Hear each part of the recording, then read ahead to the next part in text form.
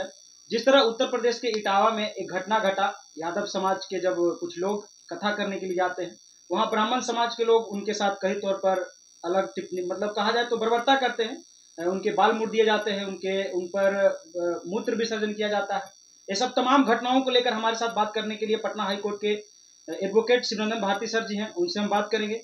Sir, इस घटना को कैसे देखते हैं और क्या ऐसे समाज में ये घटनाएं किस तरह से आप देखते हैं? देखिए, आपको बता रहे हैं, ये जो सभी लोगों की अपनी अपनी सभी लोगों की अपनी अपनी प्रतिक्रियाएं होती हैं।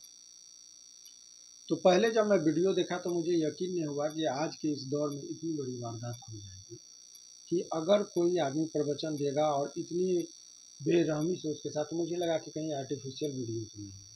लेकिन जब बाद में धीरे धीरे पता चला इतनी बड़ी सच्चाई घटना है, तो यकीन नहीं हो रहा कि अभी भी समाज उसी दौर से गुजर रहा है। अगर देखिए, कोई आदमी, सभी जाति के लोग पूजा कर सकते हैं, चंदा दे सकते हैं, प्रसाद खा सकते हैं, पैसा आप फूल पत्ती चढ़ा सकते हैं, तो फिर प्रवचन क्यों नहीं दे सकते? किसी भी जाति में, किसी भी लोगों में, मुस्लिम में आपने कभी सुना है कि कोई जाति है कि वो नमाज पढ़ने नहीं जा सकता है? ऐसा तो नहीं है। लेकिन हिंदू में इस तरह की बातें यदि करता है तो हिंदुत्व को कमज़ोर कर रहा है।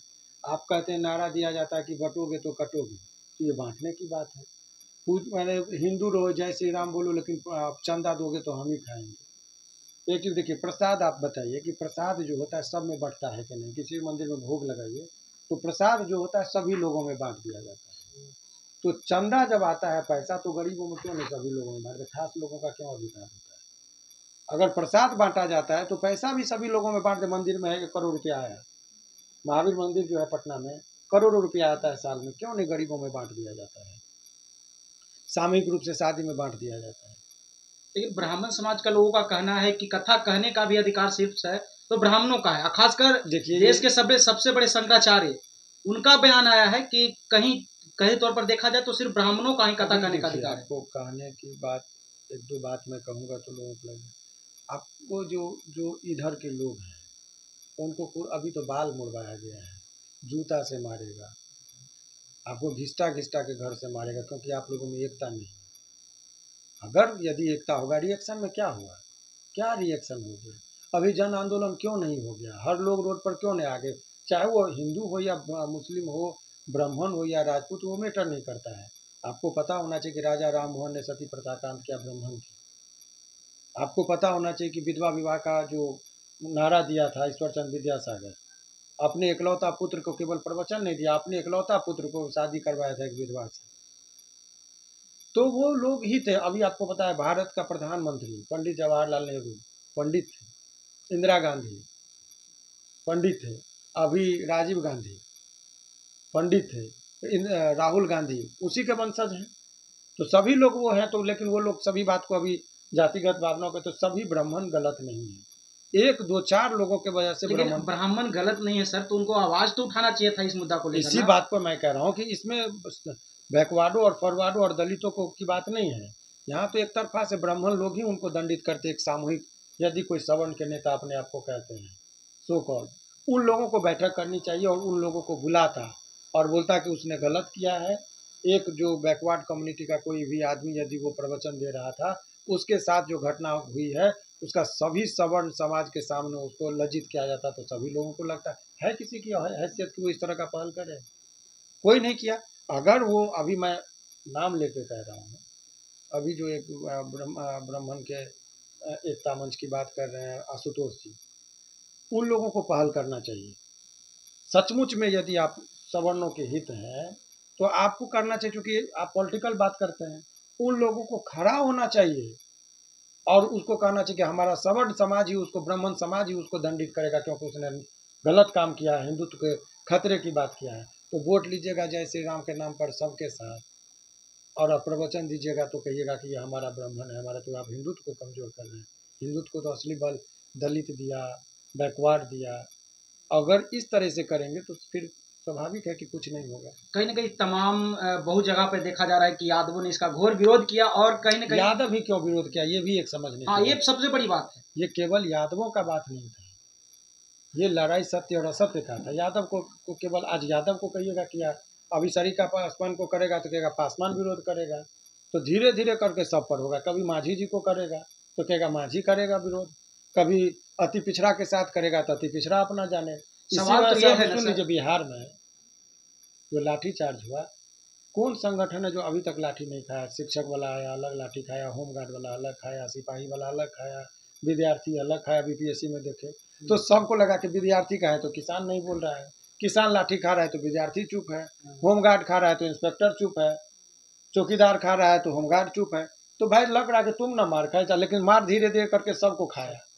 तो उसी तरीके से मार सभी जाति के लोग खाएंगे आने वाले दिनों में, आप देखेंगे। जैसे आप देखे होंगे कि अभी पहले था हरिजनों से छुआछूत था, हरिजन को मंदिर जान नहीं देने जा सकता, और कहा जाए तो कथा करने का तो अधिकार ही नहीं था। और अब जो यादव वंश मतलब कहा जाता है श्री कृष्ण के वंश है, अब उनको जब कथा कहने का अधिकार नहीं है तो हरिजन को तो दूर की बात है। देखिए यूपी में तो अखिलेश यादव ने आह्वान भी किया, बिहार में तो बहुत बड़े यादव के नेता थे, कहाँ कोई मार्च हुआ?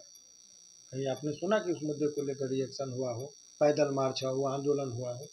सबको वोट चाहिए, लेकिन एसी वाले रूम से कोई निकलना नहीं। सम्मानित को तो किए ना बुलाकर, उससे क्या होगा? अपमानित कर दिया, उसको बाल मुड़वा दिया, लेकिन आपको फिर किसी आदमी को, कितने आदमी को आप टोपी पहना के उसको कीजिएगा? मार दिया जूता से, अब बाद में उसको बढ़िया से मलहम लगा दिए तो दर्द मिट गया क्या? उस टाइम का पीरियड को समझिए ना, कि ऐसा कर दो कि कोई दूसरा आदमी इस तरह का किसी को जलील करने का हिम्मत ही नहीं करे। मार करने की जरूरत नहीं थी। सपोर्ट में यदि 1 लाख लोग रोड पर उतर जाएंगे तो थरथरा जाएगा, लेकिन सबको व्हाट्सएप और मोबाइल से फुर्सत होता तो लोग तो पहुंच रहे थे ना, यादव समाज के तमाम। फिर आप यादव समाज को तब कमजोर, यदुवंशी सेना के जितने यदुवंशी का भी जिक्र नहीं होना चाहिए। सभी वंशी की बात क्यों नहीं करते हैं?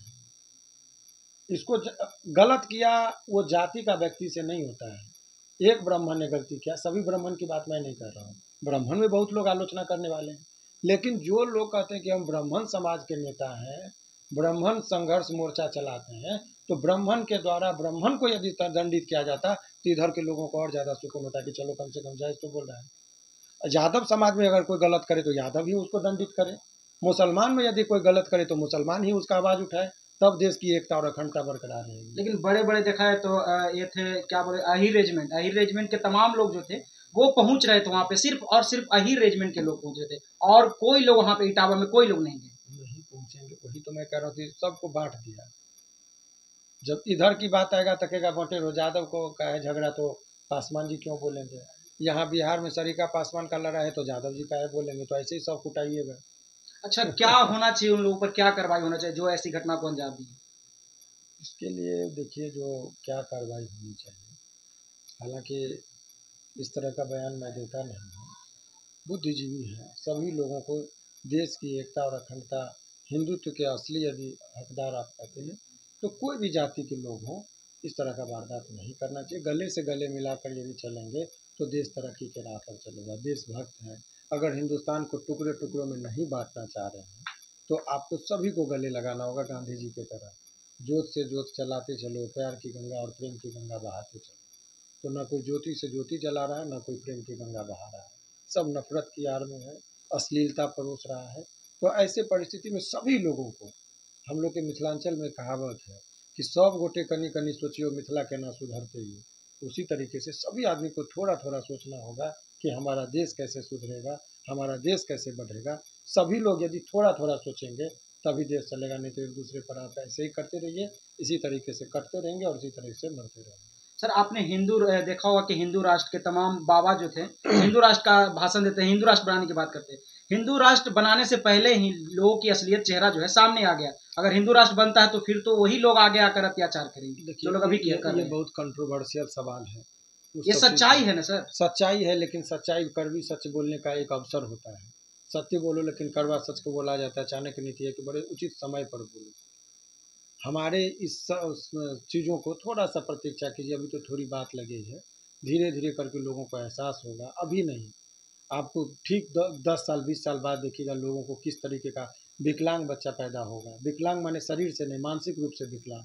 आपसे मैं अकेले में दीवार से 1 घंटा बात करेगा वो कि तुम कहाँ यहाँ खड़ा हो, क्योंकि समाज का दबाव ही नहीं रहा, लोक लज्जा खत्म हो गया।